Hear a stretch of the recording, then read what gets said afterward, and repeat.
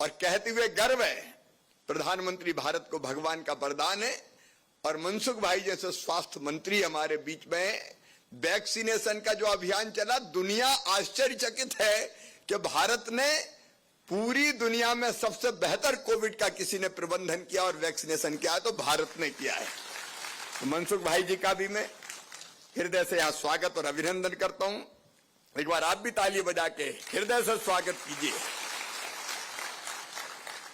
बड़ी दूर से आए हैं, प्यार का तोहफा लाए हैं, उनका स्वागत है।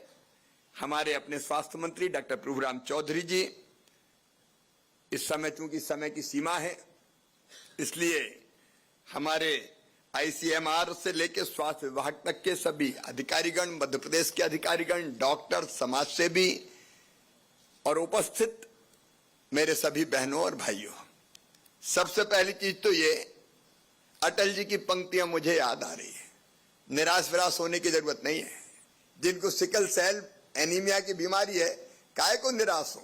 अटल जी ने कहा था, हार नहीं मानूंगा, रार नहीं ठानूंगा, काल के कपाल पर लिखता मिटाता हूं, गीत नया गाता हूं, गीत नया गाता हूं। मैं ऐसे बहनों भाइयों से आज ये कह रहा हूं कि सरकार का संकल्प, स्वास्थ्य मंत्री जी बैठे हुए हैं, प्रधानमंत्री आज नरेंद्र मोदी हैं, चिंता ना करें। गवर्नर साहब तो सिकल सेल के पीछे पड़े हुए हैं बिल्कुल, कि छोड़ना नहीं है इसको। और ये चिंता की बात नहीं है। अभी बेटी सना परवीन जब बोल रही थी, मेरी बेटी घबराने की कोई जरूरत नहीं है, हम लड़ेंगे और हम निश्चित तौर पर जीतेंगे। काहे के लिए डरना फर्ज है, तो मुकाबला करना है, सामना करना है। और सामना करना तो बेटी मामा भी तुम्हारे साथ है, काहे को चिंता करती हो।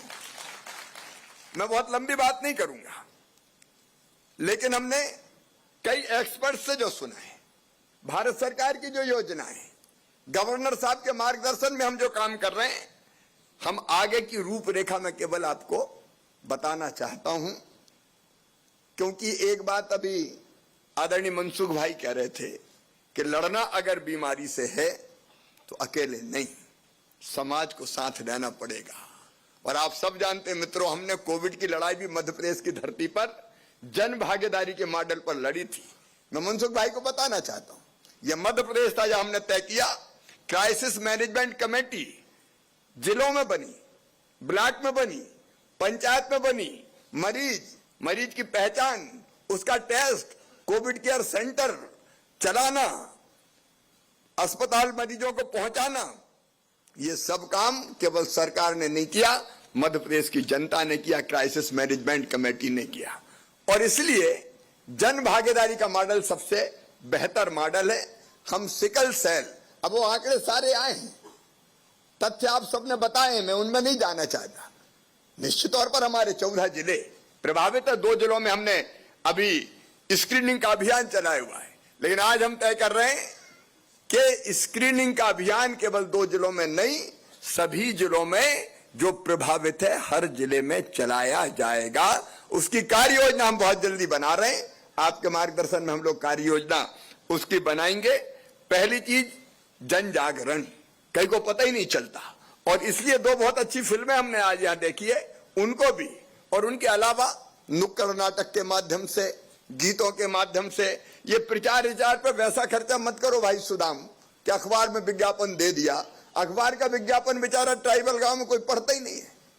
हम वास्तव में ये जो गीत बनाए, बहुत बढ़िया गीत बना, ऐसे प्रयास करें, नुक्कड़ नाटक करें, लोगों में जागरूकता पैदा करने का हम काम करें। तो पहला कदम जन जागरण का हम पूरे मध्य प्रदेश के प्रभावित जिलों में चलाएंगे। नंबर 1 हमारा जन जागरण।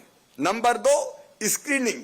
अब स्क्रीनिंग की गति अभी 59% मुझे बताया कि 59% हमारी स्क्रीनिंग हो गई है। अब इस गति से स्क्रीनिंग चली तो कई बच्चों की तो स्क्रीनिंग ही नहीं हो पाएगी, इसलिए उसको बढ़ाना पड़ेगा हमको। 2 जिलों में अब 59% नहीं, 100 हो जाना चाहिए था।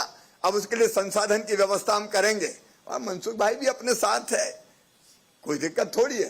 थोड़ा भारत सरकार से भी हम मांगेंगे। और इसलिए इसके बाद स्क्रीनिंग का व्यापार, और स्क्रीनिंग भी हम कहेंगे तुम्हारी पड़ी है गरज तो आ जाओ तुम अस्पताल में, नहीं, घर घर जैसे कोविड में हम दरवाजा ठोंकते थे और कहते थे खांसी तो नहीं है, जुकाम तो नहीं है, कोई परेशानी तो नहीं है।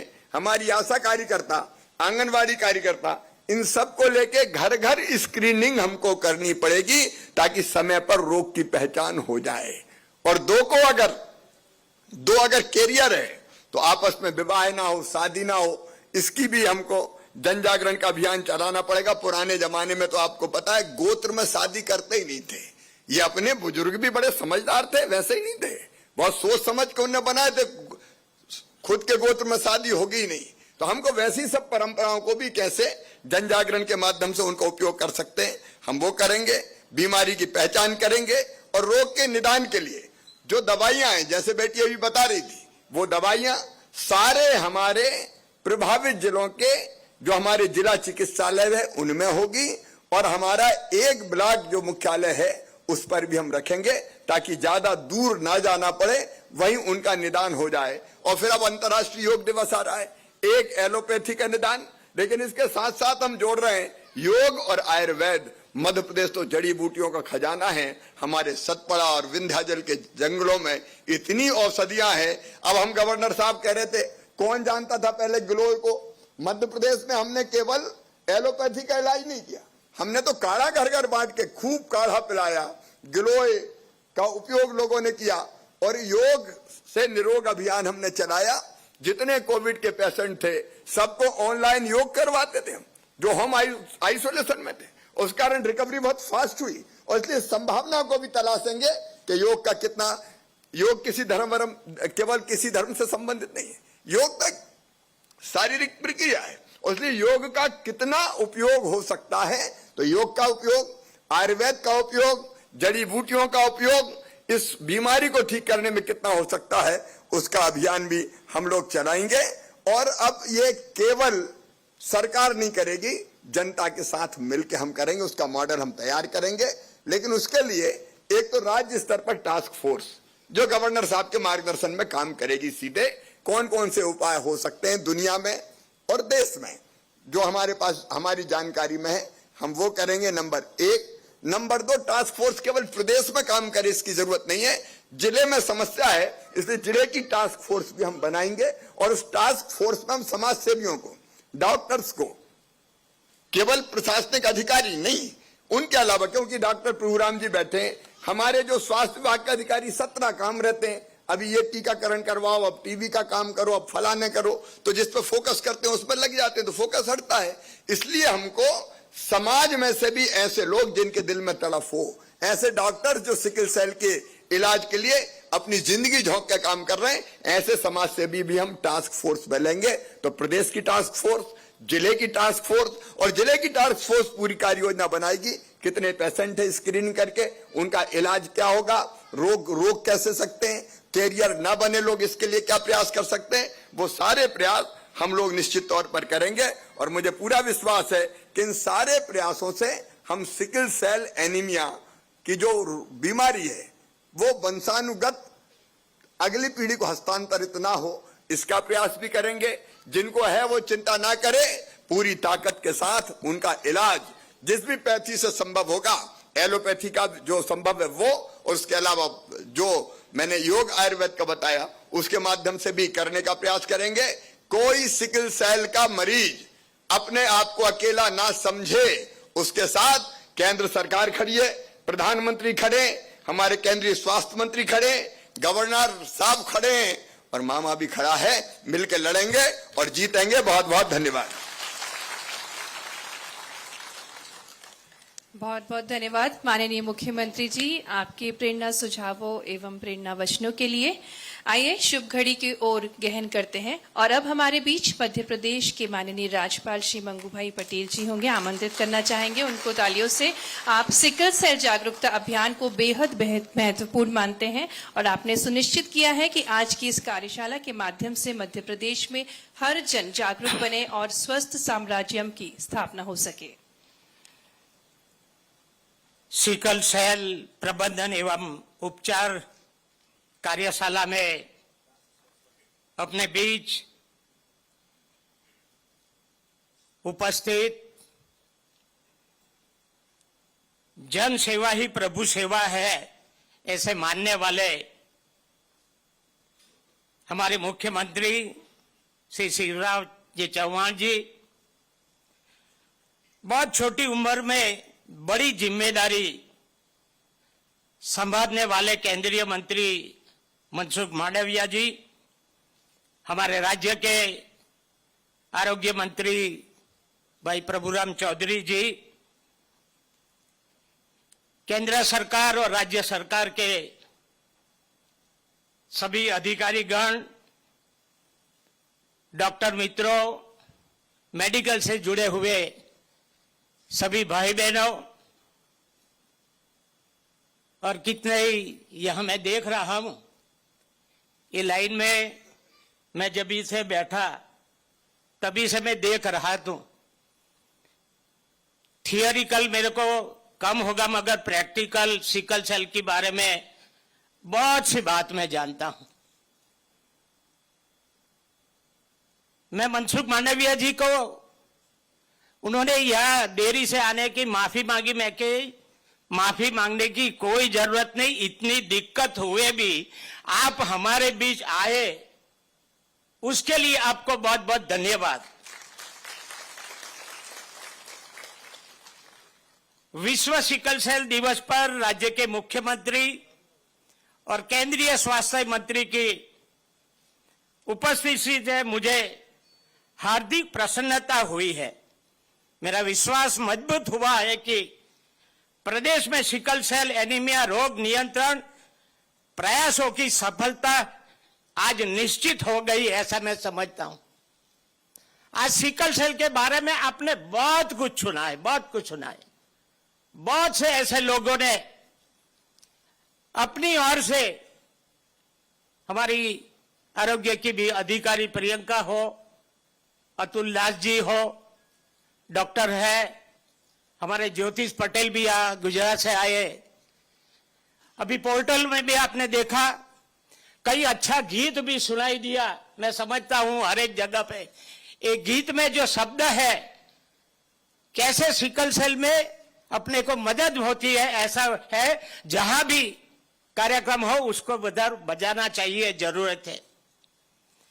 पीड़ित मानवता की सेवा संकल्प पर स्वास्थ्य, चिकित्सा अनुसंधान, प्रशासनिक और सामाजिक क्षेत्र के कार्यकर्ताओं को रोग उपचार प्रबंधन प्रयासों पर विमर्श का मंच प्रदान करने के लिए स्वास्थ्य विभाग को बहुत बहुत बधाई देता हूं।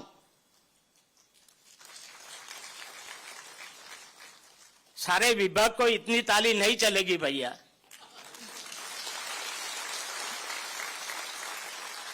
राज्य और केंद्र सरकारें जनजाति के समग्र विकास के प्रयास कर रही है। जनजाति समाज के बड़े भाग का एक गंभीर अनुवांशिक बीमारी सिकल सेल से प्रभावित होना सरकार के समावेशी विकास पथ की बड़ी बाधा है। हम सभी जानते हैं कि देश की सबसे ज्यादा जनजातीय आबादी मध्य प्रदेश में है। यहां करीब 8 करोड़ में, अभी मैंने जानकारी ली, 1,83,00,000 जितने पॉपुलेशन ट्राइबल की है, यानी 21%। सिकल सेल मानवता के लिए कोविड से कहीं अधिक गंभीर चुनौती है। मैंने मनसुख मांडविया जी को भी आगे बोला था, कोरोना ने सारे दुनिया को हिला दिया, मगर ये सिकल सेल कई सालों से हमारे ट्राइबल के लिए ये कोरोना से भी गंभीर है। और अभी अभी दिखाई दिया तो दूसरे समाज में भी है, सारी सिर्फ ट्राइबल में नहीं। ये बच्चे हैं, वो आपने देखा, उनका नाम सुना, यहाँ जो कई बैठे हैं वो भी अलग अलग जाके खीर ट्राइबल में है नहीं, अभी दूसरे समाज में भी चल रहा है। यहाँ ब्राह्मण सार्जन जी का भी जिक्र किया, सारे दुनिया में है।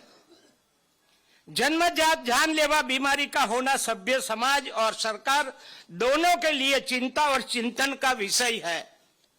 राज्य सरकार द्वारा जनजातीय गौरव के संरक्षण विकास के लिए पैसा एक्ट को तेजी से अमल करने और मिशन मोड में सिकल सेल एनीमिया नियंत्रण के प्रथम चरण में 2 और द्वितीय चरण में जनजातीय बहुल 14 जिलों में अभियान को विस्तारित करने का प्रयासों के लिए माननीय मुख्यमंत्री जी का मैं हृदय से आभार मानता हूं।